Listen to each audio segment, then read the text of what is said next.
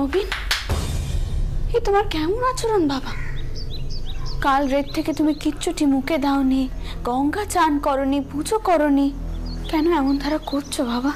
আমি কি তোমাকে ইচ্ছে করে ছোট করেছি বলো? না তা নয়, আসলে আপনাকে কথা দিয়েছি তো, এই নতুন মূর্তিটা আপনার হাতে যত তাড়াতাড়ি সম্ভব তুলে দেবো প্রতিষ্ঠার জন্য। প্রথম মূর্তিটা তো আপনার পছন্দ হলো না, অর্থাৎ আমি আমার কথা রাখতে পারিনি।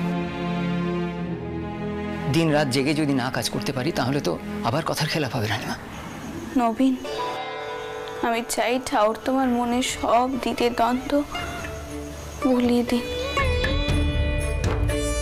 তুমি একদিন হয়তো ঠিক বুঝবে বাবা, কেন আমি তোমার প্রথম বানানো মূর্তি হই মন্দিরে প্রতিষ্ঠা করতে পারিনি।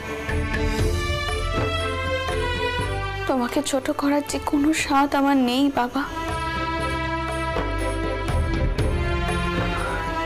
আমি জানি তুমি আমায় ভুল বুঝছো, তবে আমি যে নিরুপায় নবীন।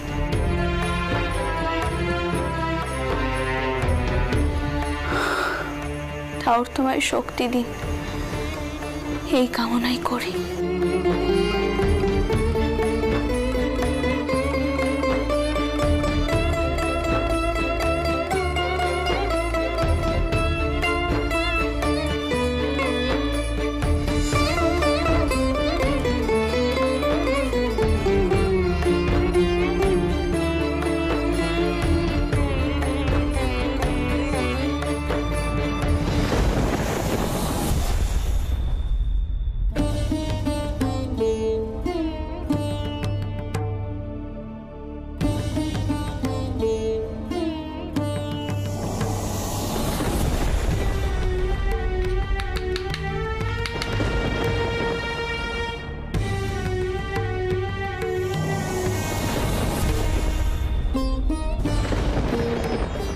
প্রথম মূর্তিটা তো আপনার পছন্দ হলো না, অর্থাৎ আমি আমার কথা রাখতে পারিনি।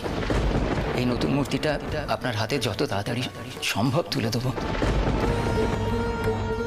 মা, আপনি এখানে আর আমি আপনাকে সারা বাড়ি খুঁজে বেড়াচ্ছি। খুড়োমশাই চিঠি পাঠিয়েছেন। এই চিঠিখানা কালই সেরেস্তা এসেছিল, কিন্তু নানা কাজে ব্যস্ত থাকা আমি দেখে উঠতে পারিনি। দেখুন কি লিখেছেন। ওমা, সে তো তার বউকে নিয়ে বাড়ি ছেড়ে চলে গেছিল। তার নাকি খুব মানিয়ে গেছিল, তাকে মন্দিরের কাজে নিযুক্ত করা হয়নি বলে। তারা চিঠি কিসের? মা, খুড়োমশাই এই সম্পত্তি আর আপনার কারবারের ভাগ দাবি করেছেন, তাই লিখেছে তারা আজই আসছেন কথা বলতে। দেখুন মা। হ্যাঁ, কি কইছো কি তুমি মতন?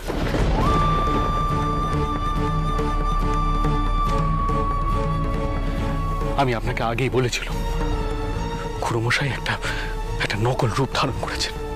উনি শুধুই আপনার সর্বনাশ চান। ওনার নতুন স্ত্রীর মধ্যে উনি সঙ্গী খুঁজে পেয়েছেন। আমি বলি কি, তাদের দেউড়ি থেকে বিদায় করুন, না হলে একটা সর্বনাশ হতে চলেছে। এমনিতেই মন্দির নিয়ে বাধা বিপত্তি আসছে, এরপর যদি আবার খুড়োমশাই।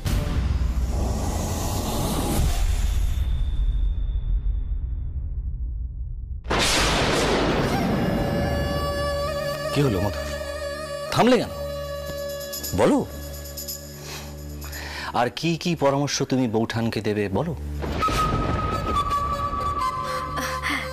দিদি গো, কিছু মনে করো নে, ছোট মুখে একখান বড় কথা কইছি, কিন্তু না কয়েও থাকতে পারছি না। কথায় আছে না, জন জামাই ভাগনা তিন নয় আপনার। আমার সত্যি ভাবতে অবাক লাগছে, তুমি এত হুঁশিয়ার মানুষ হয়ে নিজের ঠাউর পরে বিশ্বাস না করে কি করেছে জামাইদেরকে বিশ্বাস করো আমি জানি না বাবু। আর এদিকে তো তিনি সর্বদাই বউটানের অসুবিধার কথাই ভাবতে থাকেন। দাঁড়াও দাঁড়াও ছোট বউ। বৌঠান, এবার সরাসরি কথা বলার সময় এসেছে। আমি এখানে থাকতে চাইনি বৌঠান। আপনি মার বংশের মান মর্যাদার কথা ভেবে আমাকে এখানে ঠাঁই দিয়েছিলেন, তাও জোর করে।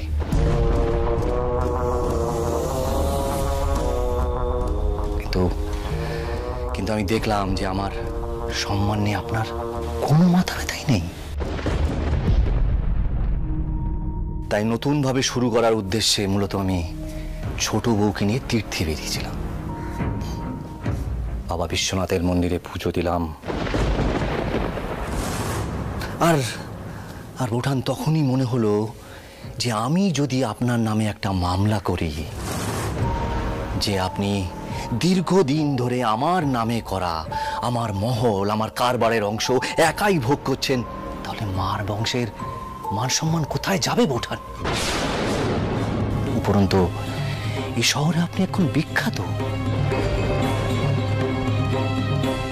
একজন মেয়ে মানুষ হয়ে ব্রাহ্মণ সমাজের বিধান অপেক্ষা করে মন্দির তৈরি করছে। এই যে আপনার একটা ভাবমূর্তি সকলের মনে আছে না, তো একেবারেই নষ্ট হয়ে যাবে। আর ব্রাহ্মণরা বলবে যে একজন নারী এত নিচে নামতে পারে।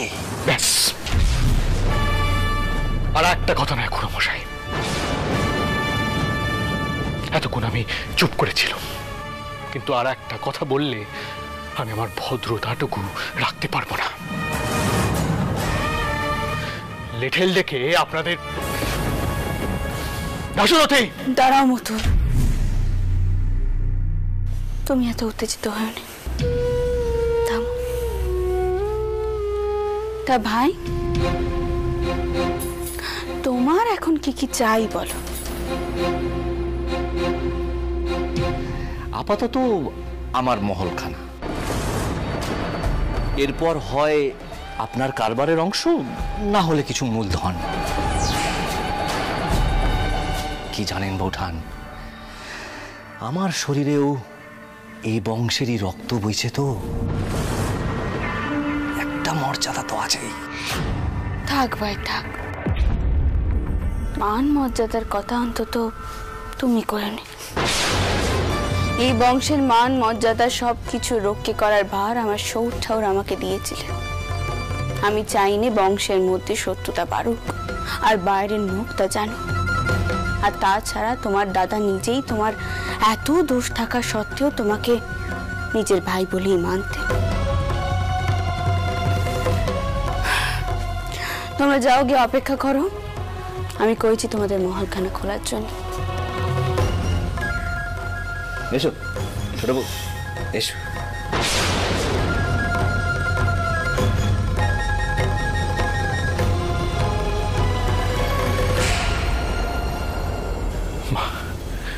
মা, আপনি কেন কেন খুড়োমশাইয়ের শাসানিতে ভয় পাচ্ছেন মা? কেন? না মতুল, আমি একা মেয়ে মানুষ, একা মেয়ে মানুষ হয়ে বাউন সমাজের বিরুদ্ধে গিয়ে আমি সব কাজ করছি। আমি সব কিছু মায়ের উপর ছেড়ে দিয়েছি মতো। তবে ভয় পাওয়ারও আমার কিচ্ছুটি নেই, কিন্তু এও ঠিক মায়ের মন দিক ছাড়া এখন কিছু নেই, আমার ভাবার সময়ও নেই। কিছু টাকা নেই, যদি ঠাউরপো নতুন করে কোনো কারবার শুরু করতে পারে সেই সাহায্যটুকু করা আমার কর্তব্য বাবা। দেখো, তোমাদের বাবা মশাই ঠাউরপোর থেকে বড়, ঠাউরপো তিনার চেয়ে ছোট। ছোটরা দোষ করলে, অন্যায় করলে শাসন করা যায়, কিন্তু ঠেলে ফেলে দেওয়া যায়নি মতুর, যায়নি। যাই হোক, তুমি গিয়ে মল্লিক মশাইকে কও বাবা, তিনি যেন ওদের মহলখানা খুলে দেন আর পরিষ্কার করার ব্যবস্থা করেন। আর আর সরজু তো তীর্থে তীর্থেই ঘুরে বেড়ায়, ওই মহল তো এমনভাবেই পড়ে থাকে বলো। তুমি যাও বাবাকে কও। ঠিক আছে মা, আমি যাচ্ছি, কিন্তু আপনাকে এও বলে যাচ্ছি যে আপনি আবারও ভুল করছেন। এই সম্পত্তি, এই কারবার আপনি বাড়িয়েছেন, আর এর উপর একমাত্র আপনারই অধিকার আছে।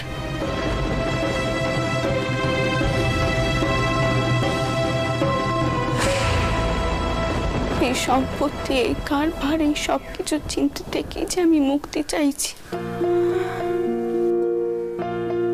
এত কারবারের চিন্তা করছি বলেই বোধহয় মায়ের মধ্যে ঠিক মতো তৈরি করতে পারছি না।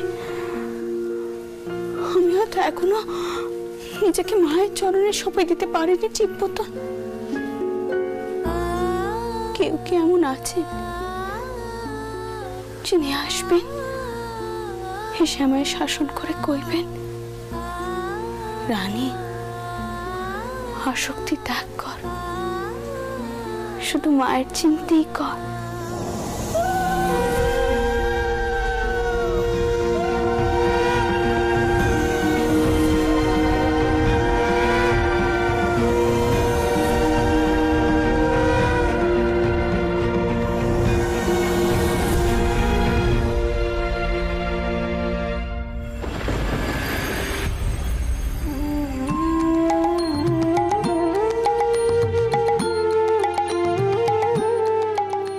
পিসমা, বলি এবার কিচ্ছুটি মুখে দিন, পুজোর আয়োজন তো সব চলছে।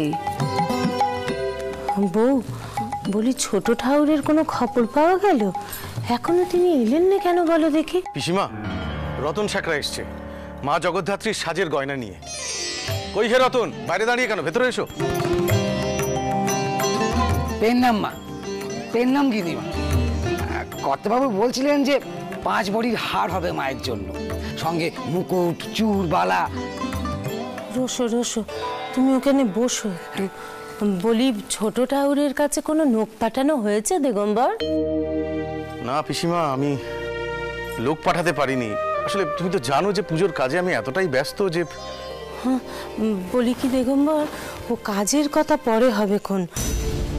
ছোট ঠাকুরের কাছে কোনো নোট পাঠাও, তিনি তো এখনো এলেননি। আর শুধু শুধু আসবেন নেই বা কেন? নিশ্চয়ই কোনো কারণে তার মন খারাপ হয়েছে বলে মনে হচ্ছে। জগদ্ধাত্রীর সাজ তো তেনাকেই সাজাতে হবে, তাই না? খারাপ তো লেগেইছে পিসিমা। তুমি তো জানো যে আমাদের কর্তা বাবা কি ধরনের কথাবার্তা বলেন। ছোট ঠাকুর সে সব সইতে পারেন না। যাকে ওসব তুমি ছাড়ো, তুমি গয়নাগাটিগুলো দেখো। কই হে রতন, গয়না খুলে দেখাও।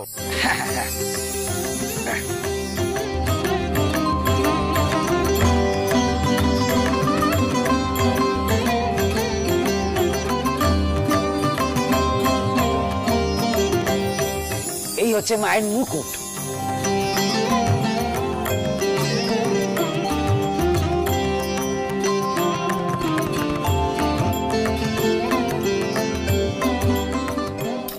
এই হচ্ছে 7 নড়ি হার, 5 ভরি। হ্যাঁ, নিজের হাতে ওজন দেখে নিন, আমি কিন্তু কোনোভাবে ঠকাইনি আগে।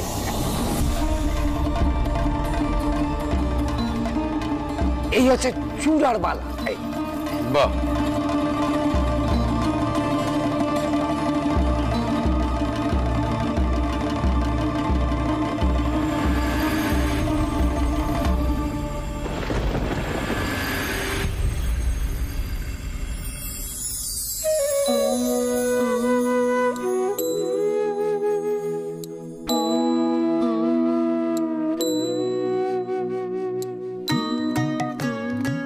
গদাই, ও গদাই, তুই এখনো মিত্তির বাড়ি রওনা হলি না যে? তো দেরি হয়ে যাচ্ছে না? এই দেখো, তুই এখনো চন্দন বাড়ছিস। গদাই, বাড়ির পুজো তো আমি করি, আমি করে নেবো খন। তুই রওনা হ, যা যা। আজ আমি ওখানে যাবো না দাদা, তুমি টলে যাও আজ তাড়াতাড়ি, আমি পুজো করছি। কেন রে, তোকে ও বাড়ি থেকে কেউ কিছু বলেছে নাকি? আমি শুনলাম যে তুই নাকি জগদ্ধাত্রী ঠাকুর সাজাবি। তুমি তো আমও দেখি বাবু, ওখানে কেউ মা জগদ্ধাত্রীর কথা ভাবছে নাকি? কারোর মন কি মায়ের পায়ে আছে? সকলে তো বিষয় সম্পত্তি, আড়ম্বর, চাকচমক, রেশারেশিতেই ডুবে আছে গো। ও দাদা, দাদা গো, দাদা, ওখানে যে আমার খুব খুব কষ্ট হচ্ছে গো। দেখ গদাই, আমাদের কাজখানা খুব দরকার। আমাদের কি আর অত শত ভাবলে চলে? আমাদের ভিটে মাটি আছে, মা আছে, ভাই, সন্তান, তাদের সকলকে দেখতে হবে তো বল। তা কি কি করবো বলো দেখি দাদা, যে কাজে মন সায় দিচ্ছে নে সেই কাজ করব। না গো দাদা না, ও আমি পারবো নে, ও আমি পারবো নে। গদাই, তোর রাগ না হয় ও বাড়ির লোকেদের উপর, কিন্তু তুই যে কথা দিয়ে এসেছিস জগদ্ধাত্রী ঠাকুর তুই সাজাবি, হ্যাঁ, মায়ের মূর্তি তুই সাজাবি, তাহলে তার কি হবে বল, তার কি হবে? তাই তো গো, এই কথাটা তো আমি ভেবে দেখিনি। তাহলে ভেবে দেখ কাজটা তুই ঠিক করছিস কিনা। কথাই সব সময় নিজের মতো চললে কি আর হয়? তুই যদি আজ ও বাড়িতে না যাস তাহলে ওদের গৃহদেবতা যে জল পাবে না। কথাই ও দাদা, দাদা গো দাদা, তাই তো গো। ও দাদা শোনো না, তুমি এদিকটা একটু সামনে নিও। হ্যাঁ, তুমি এদিকটা সামনে নিও। কোন আমি যাই, আমি তৈরি হইনি, মাকে সাজাতে হবে, রঘুবীরকে জল দিতে হবে, আমি তৈরি হইনি। চাটুর্য ঠাকুর, ও আপনি দেখছি ঘরেই আছেন। প্রণাম প্রণাম প্রণাম। মল্লিক মশাই, আপনি কি মনে করে? আসুন, বসুন বসুন। না না ঠিক আছে, আসলে আমি ভাবলাম ওদিককার খবর আপনাকে যদি একবার দিয়ে যেতে পারি। আপনি হয়তো শুনে থাকবেন যে মায়ের প্রথম মূর্তি রানীমা মন্দিরে প্রতিষ্ঠা করতে পারেননি, তার কারণ ওই মূর্তি মন্দিরের গর্ভগৃহে সেভাবে মানানসই হয়নি। আর ঠাকুর, আমার মনও বড় কু ডাকছে। আচ্ছা ঠাকুর, আপনি কি কোনোভাবে একটু ব্রাহ্মণ সমাজ কি বলছে তার খোঁজ খবর নিতে পারেন? আপনি লক্ষ্য করেছেন চারিদিক কিরকম চুপচাপ হয়ে আছে? এমনটা তো হওয়ার কথা নয়। তাহলে কি কোনো বড় ঝড়ের পূর্বাভাস? ঠাকুর, কোন কি ঝড় উঠতে চলেছে? আমি তো... মল্লিক মশাই, আপনি ঠিক বলেছেন, ব্রাহ্মণ সমাজ একটু বেশি চুপচাপ হয়ে গেছে। আমারও চিন্তা হচ্ছে।